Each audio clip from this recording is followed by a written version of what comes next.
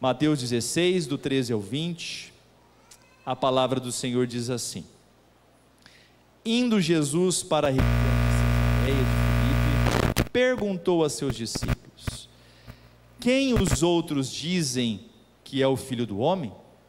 E eles responderam: Uns dizem que é João Batista, outros dizem que é Elias, e outros dizem que é Jeremias, ou um dos profetas.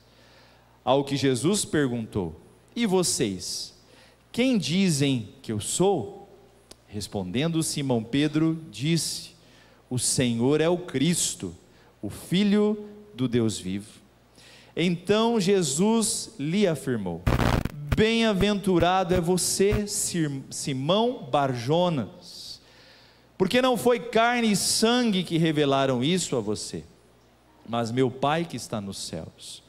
Também eu lhe digo que você é Pedro, e sobre esta pedra edificarei a minha igreja, e as portas do inferno não prevalecerão contra ela. Eu lhe darei as chaves do reino dos céus. O que você ligar na terra terá sido, e o que você desligar na terra terá sido desligado nos céus. Então Jesus ordenou aos discípulos que não dissessem a ninguém que ele era o Cristo. Pai, mais uma vez te louvamos, te bendizemos, pedimos que o teu Santo Espírito ministre aos nossos corações, por meio da tua palavra, que é viva, poderosa, eficaz.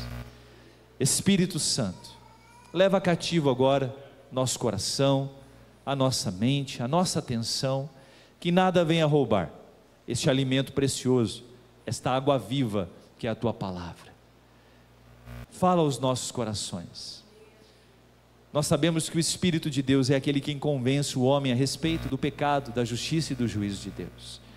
Que o Deus Espírito Santo possa operar de uma forma muito poderosa nessa noite. Oramos assim, te louvando por tudo no santo e poderoso nome de Jesus. Amém. E graças a Deus. Queridos, esse texto aqui é um texto dos mais marcantes e poderosos da Bíblia. Nesse dia, e através desta declaração, a qual Deus revelou por meio do Espírito Santo ao apóstolo Pedro, nesse exato momento, há 2000 anos atrás aproximadamente, nascia a igreja de Jesus Cristo. Nós às vezes pensamos que a igreja nasceu no Pentecoste, nasceu lá no cenáculo. A igreja, ela foi na verdade chancelada, ela foi revestida de poder no Pentecoste, mas ela nasceu nesta declaração, quando da boca de um homem carnal, Simão, filho de Bar-Jonas, Bar no hebraico significa filho, Simão, filho de Jonas, Jesus estava dizendo: Simão, filho de carne e sangue, filho de homem, você declarou algo que um homem, filho de outro homem, por si só não pode dizer. O reconhecimento teu de que eu sou o Cristo, o Messias enviado, o ungido de Deus, o próprio Filho de Deus, consequentemente o próprio Deus, é algo que não vem de você, mas vem do meu Pai. Então essa declaração de Pedro e a concordância dos apóstolos juntamente com ele, fazem nascer aqui a igreja, que Jesus então entrega a chave do reino, e nós vamos entender isso e falar mais isso de uma forma especial no decorrer da mensagem, mas aqui, com essa declaração nasce a igreja. E a palavra igreja, irmãos, ela não foi dita ou proferida a primeira vez no Novo Testamento.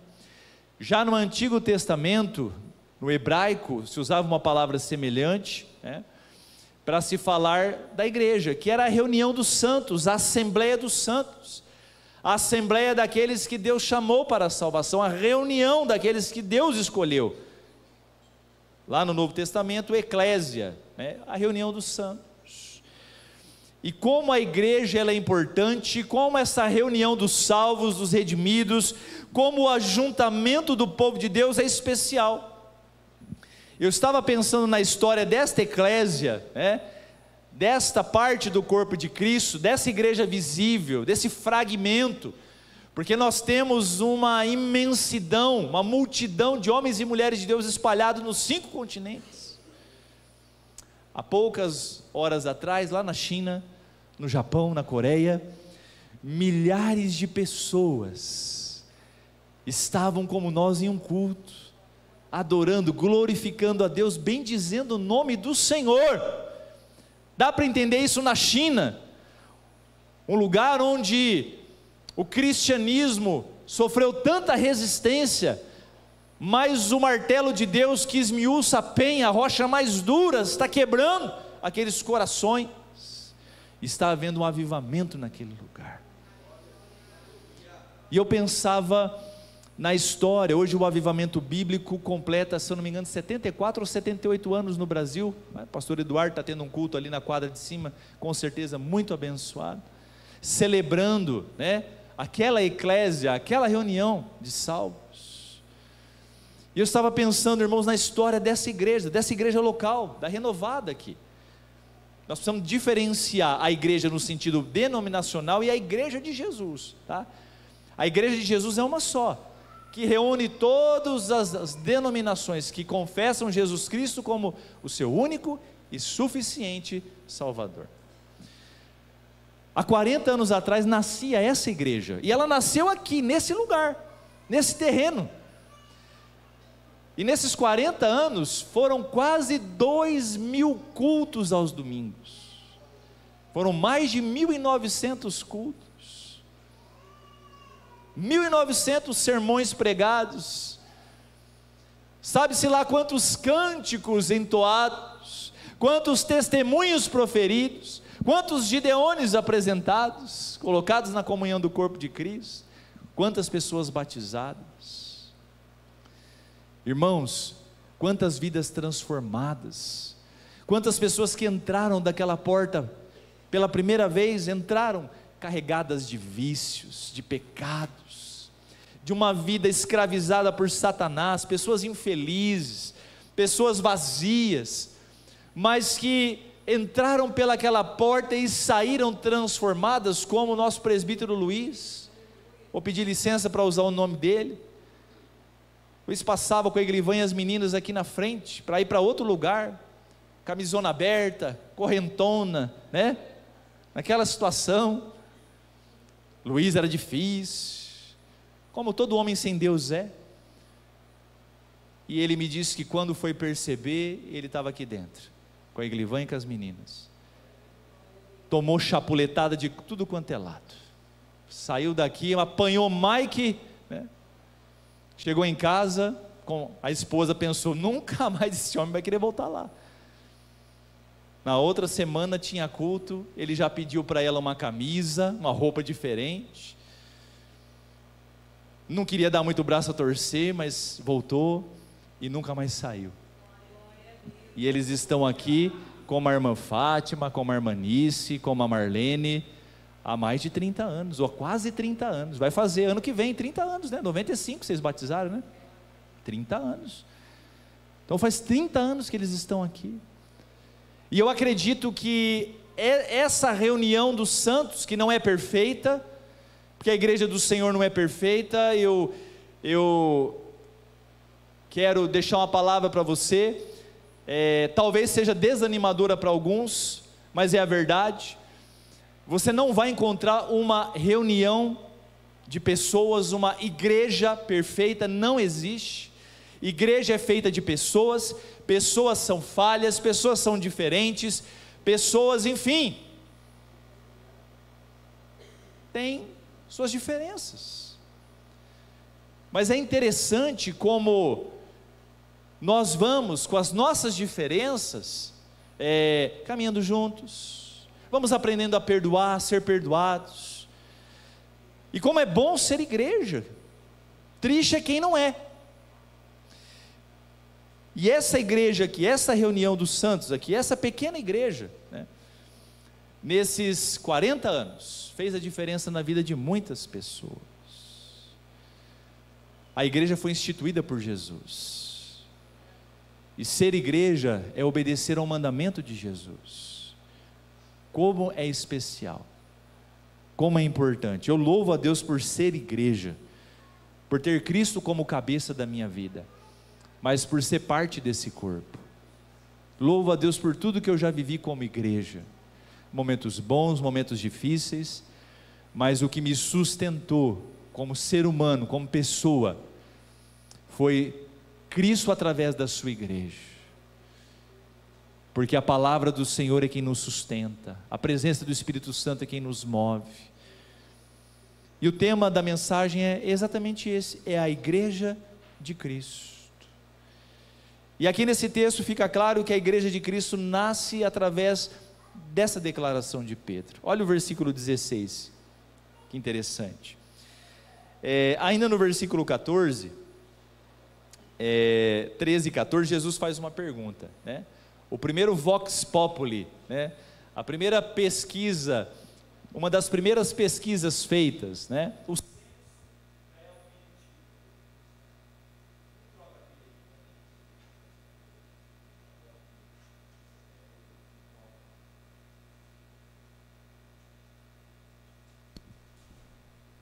O censo já havia sido feito no Antigo Testamento, mas essa pesquisa de opinião, que agora é muito normal na política, aconteceu aqui.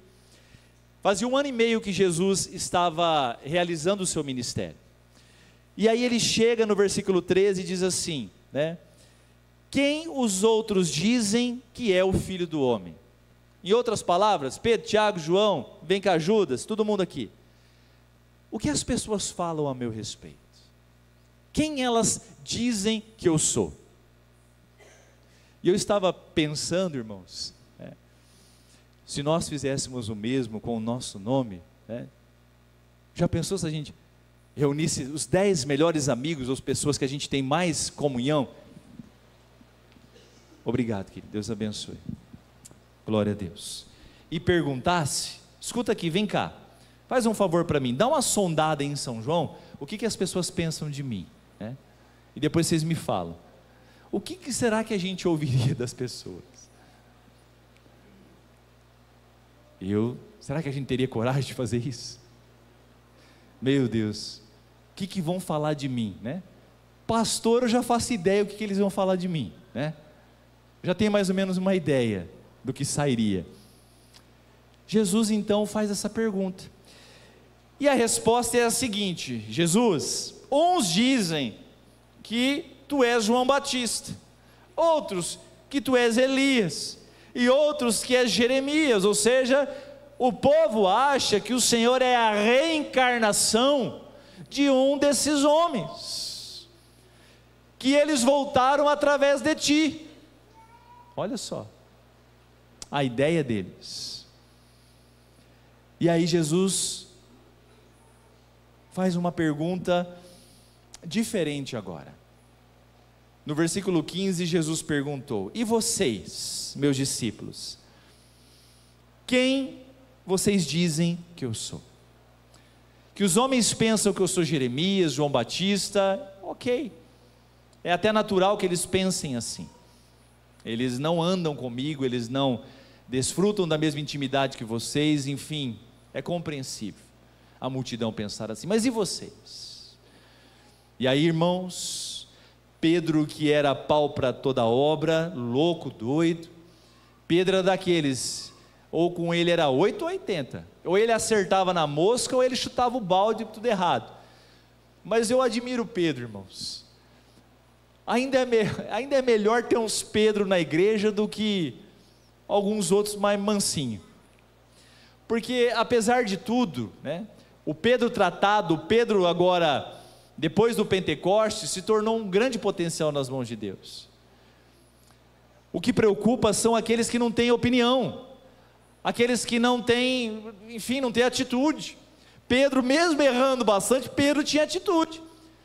Vem aqui, Pedro, sai do barco e anda sobre as águas. Lá foi Pedro, pulou do barco e foi e andou.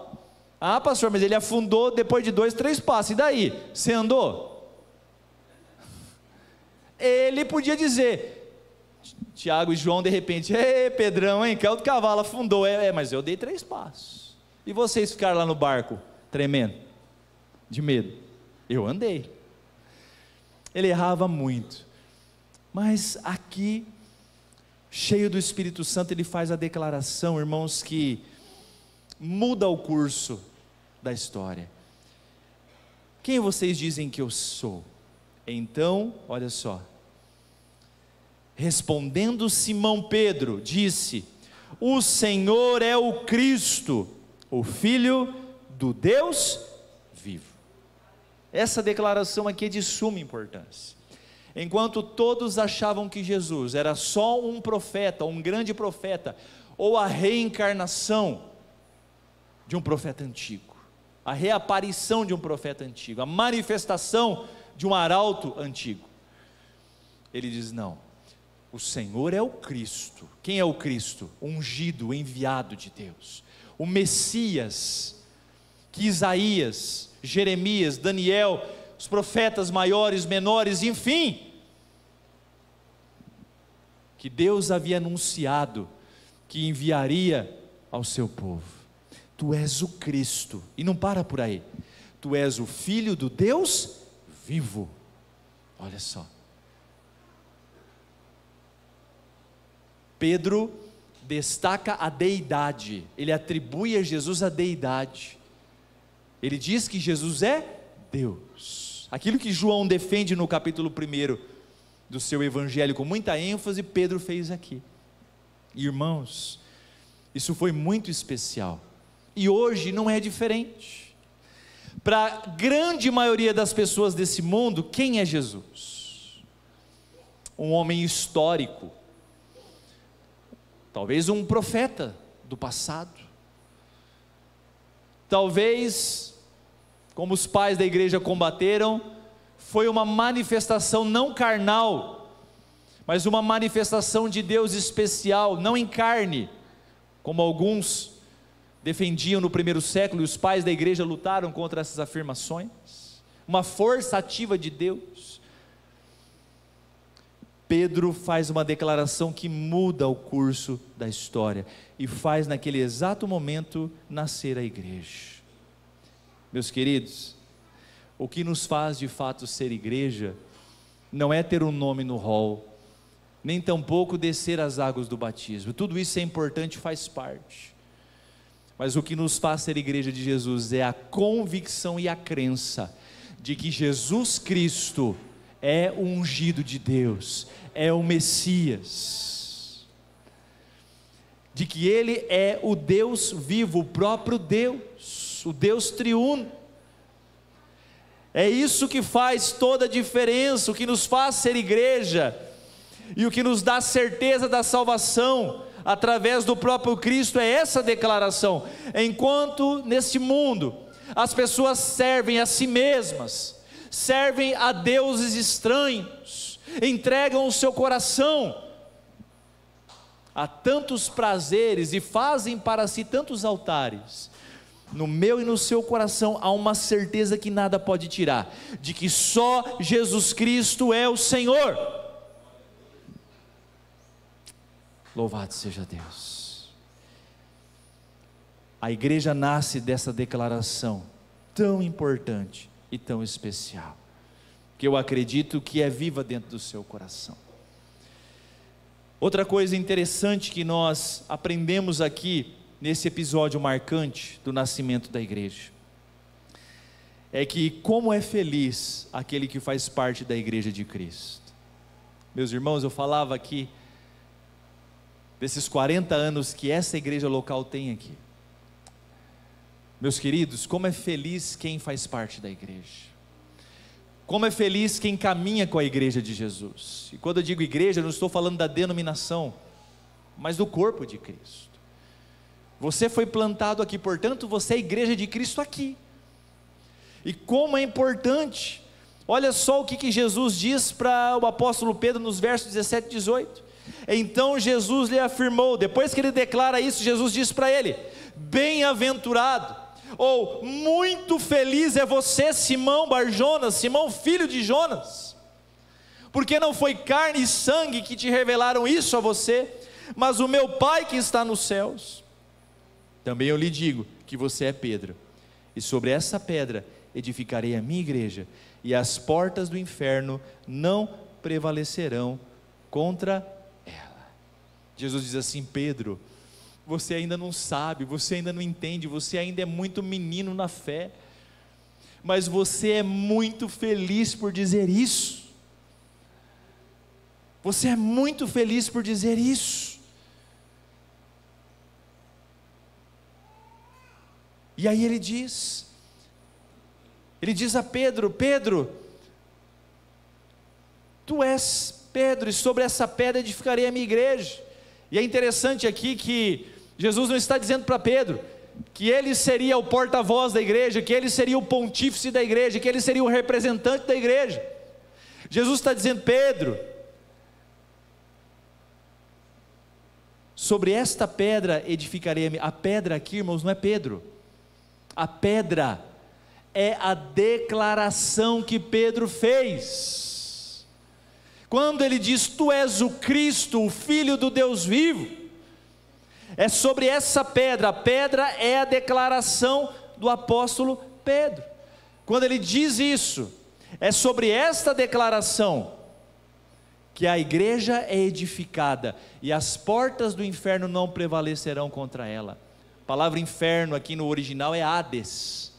Hades era a região dos mortos, daqueles que não seriam mais passíveis de vida ou de salvação. Ou seja, quando nós nos tornamos igreja, por meio do sacrifício de Jesus, por meio do Deus vivo, desse Cristo, desse Messias, da declaração que Pedro faz aqui, as portas do inferno, ou seja, a morte já não tem poder mais sobre nós. Tem gente que lê esse texto aqui e imagina o seguinte cenário: e as portas do inferno, tem gente que já vê demônio vindo com machado, com um tridente, e vindo, vou matar. Não, não é isso. As portas do inferno aqui era o domínio que a morte tinha sobre nós, o domínio da condenação, porque antes deste reconhecimento e antes da morte de Cristo no Calvário, o poder do pecado era tão grande sobre nós, que ele nos impunha a condenação eterna. E agora, diante dessa declaração, e diante do sacrifício de Jesus, o poder do Hades, o poder da morte, o poder da condenação eterna já não existe mais sobre nós. Foi pregado no Calvário. Jesus é o primogênito dentre os mortos. Quando ele é crucificado, quando ele entrega o Espírito a Deus, e ao terceiro dia então ele vence o Hades, Jesus vence, ele sai da região dos mortos, ele vence a morte como primogênito. Se tem um primogênito, significa que haverão mais. Se ele é o primeiro, significa que haverão outros. Então, através do sacrifício dele, através da vida dele, nós também vencemos a morte. Então, a morte que determinava o nosso trágico fim, a condenação eterna, é vencida. As portas do inferno não prevalecerão contra a igreja, contra o povo de Deus, porque aqueles que creem que Jesus Cristo é o Messias, que ele é o Filho do Deus vivo, e que pelo seu sangue foram perdoados no Calvário, irmãos, a morte já não tem mais domínio sobre nós. E quando eu falo morte, não é a morte carnal, física, mas é a morte eterna. Como é feliz aquele que faz parte da igreja de Cristo. Por quê? Porque aquele que faz parte da igreja de Cristo, aquele que está unido como igreja, irmãos, passou da morte para a vida. E a própria convivência com a igreja visível de Jesus é importante. Meus irmãos, como é importante ser igreja, no sentido de comunhão. É aqui que nós somos alimentados, é aqui que nós somos nutridos, é aqui que nós somos fortalecidos, é aqui que a gente aprende a amar, é aqui que a gente aprende a perdoar, é aqui que nós somos abastecidos, fortalecidos, para futuramente estar com Cristo para toda a eternidade. Se uma pessoa odeia a igreja de Cristo, ela odeia o próprio Cristo, porque foi Jesus quem instituiu, foi Jesus que a fundamentou, ou que a fundou. Jesus é Senhor dela. Por isso que esta grande mentira que permeia muitas mentes do século 21, de que eu não preciso ser de fato integrante de uma eclésia, de uma igreja, de um corpo, para ser igreja, é uma das maiores fake news de Satanás. Isso é mentira. Como que eu vou servir a Deus? Como que eu farei parte daqueles que vão morar na eternidade? Como eu posso dizer que eu amo a Deus, que eu sirvo a Ele, mas se eu não sou igreja? Se eu não vivo em comunhão com a igreja?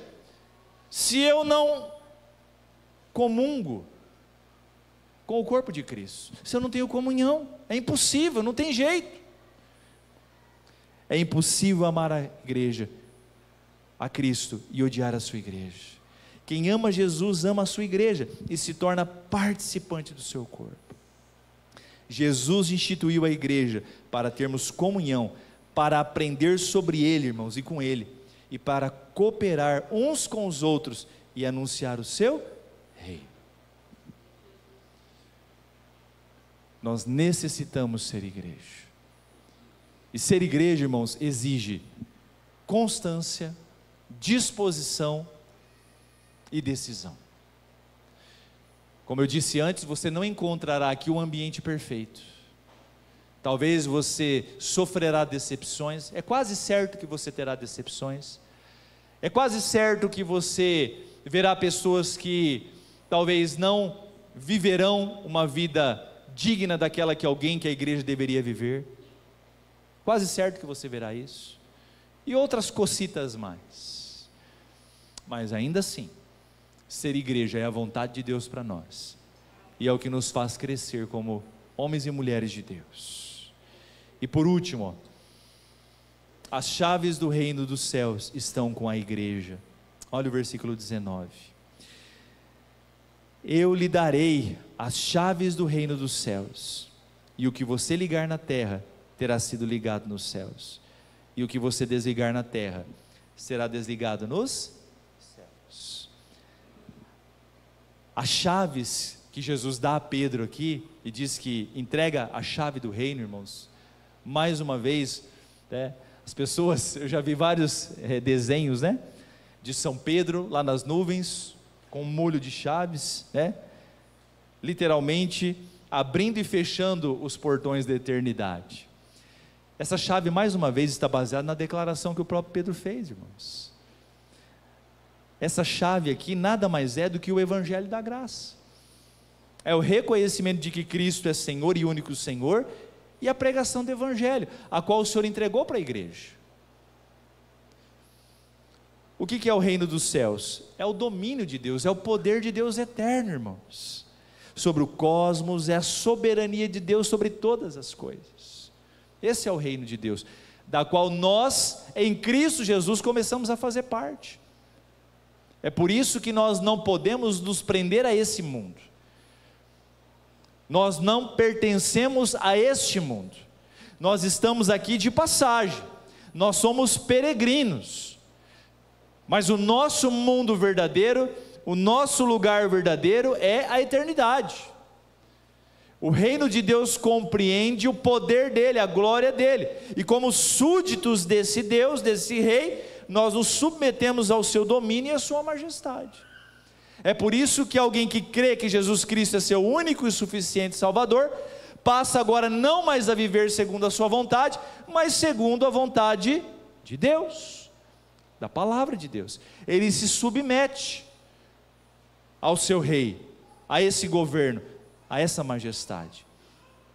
Na declaração de Pedro, as chaves do reino foram entregues à igreja. A confissão de Pedro é a declaração, a entrega dessa chave. E quando você vai lá para Atos 2, quando Pedro faz um discurso, depois de ser cheio do Espírito Santo, pela primeira vez Pedro vai pregar para uma grande multidão, e cheio do Espírito Santo, irmãos, ele prega um sermão simples, porém muito direto e muito eficaz, que dizia, acima de tudo, que Jesus Cristo é o único Senhor e Deus. Irmãos, quando ele termina aquele sermão, 3.000 almas descem às águas do batismo. Os homens chegaram e falavam: irmão Pedro, o que nós devemos fazer para servir a esse Senhor que você pregou, a esse Cristo que você acaba de nos pregar? A pregação do Evangelho é a chave, irmãos, que põe em liberdade os cativos, é a chave que liberta os corações de uma vida vazia, de uma vida sem sentido, de uma vida de perdição. A igreja de Cristo, irmãos, ela é detentora dessa chave, que foi entregue naquele dia, de forma simbólica ao apóstolo Pedro, mas que está na minha mão, na sua mão, dentro do seu coração. Nós temos a responsabilidade, a graça e o dever de usarmos essas chaves, através do nosso testemunho, da nossa pregação, através da nossa vida. O Senhor quer fazer de nós, igreja de Cristo, instrumento de bênção e libertação para muitas pessoas. Vamos nos colocar de pé?